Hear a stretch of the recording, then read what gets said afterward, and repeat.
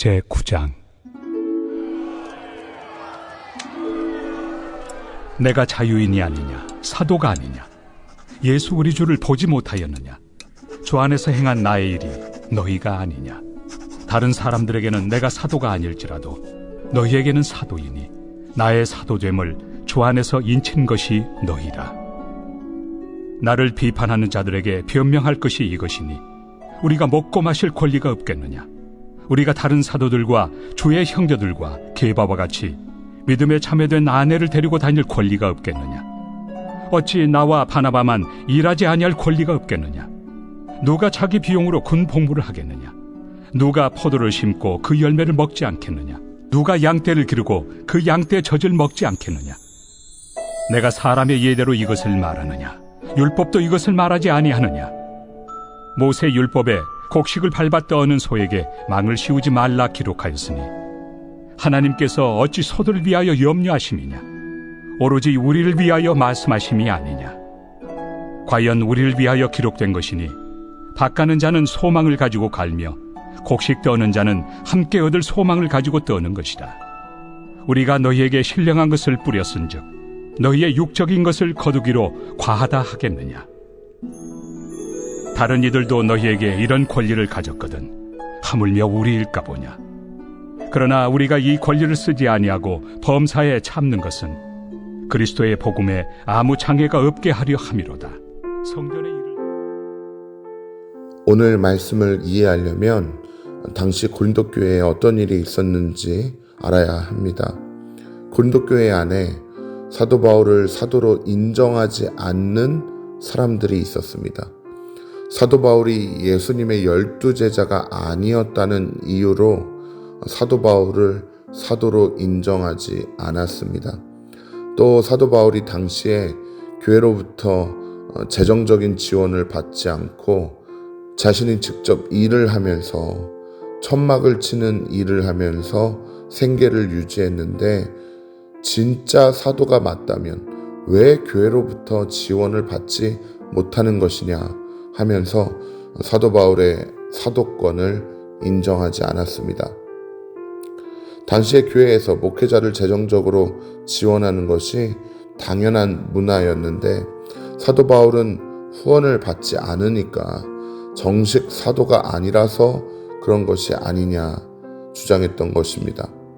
바울은 먼저 1절과 2절을 통해 다소 격앙된 어조로 이렇게 말합니다.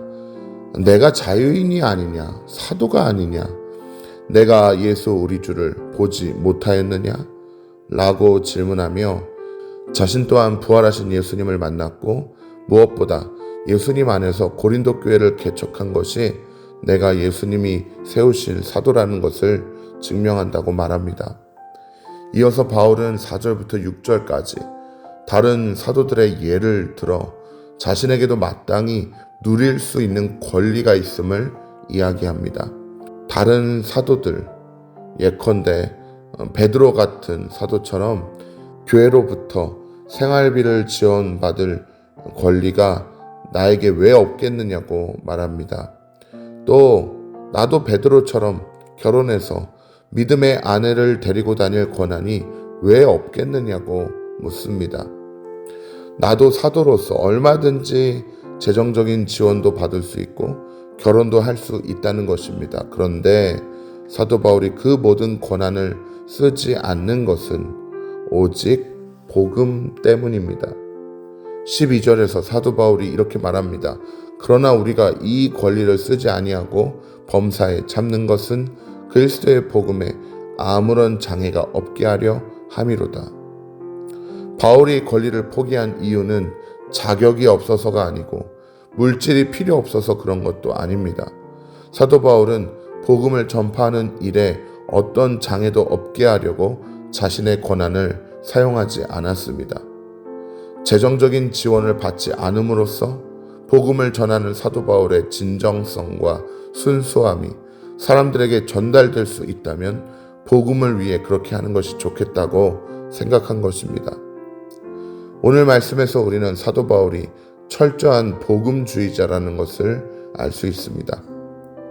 사도 바울은 복음을 위해 무엇이 좋은가 생각하고 있습니다. 복음을 위해 어떤 사람은 권한을 쓰는 것이 좋습니다. 하지만 복음을 위해 권한을 쓰지 않는 것이 좋다면 얼마든지 그럴 수 있는 사람입니다. 오늘 우리가 교회에서 함께 지내면서 우리가 각자 나의 권한을 주장할 때가 얼마나 많습니까? 내가 우리 교회에 더 오래 있었으니까, 내가 제일 많이 고생했으니까, 이번에 이 일을 우리가 다 했으니까, 우리가 이런 혜택 받아야 된다고 자연스럽게 말할 때가 있지 않습니까? 내가 제일 많이 했으니 나를 알아달라, 우리의 수고를 인정해달라 하면 그런 우리의 태도가 복음의 걸림돌을 만들 수도 있습니다. 사람들에게 나를 알아달라, 우리에게 보상을 해달라 하지 마십시오. 하나님께서 이미 우리에게 베풀어 주신 은혜가 큽니다. 하나님의 은혜를 기억하는 사람은 복음을 위해 내가 얼마든지 쓸 수 있는 권한을 스스로 사용하지 않고 참을 수 있습니다. 은혜를 기억하는 사람은 사람들이 알아주지 않아도 특별한 보상이 없어도 괜찮습니다.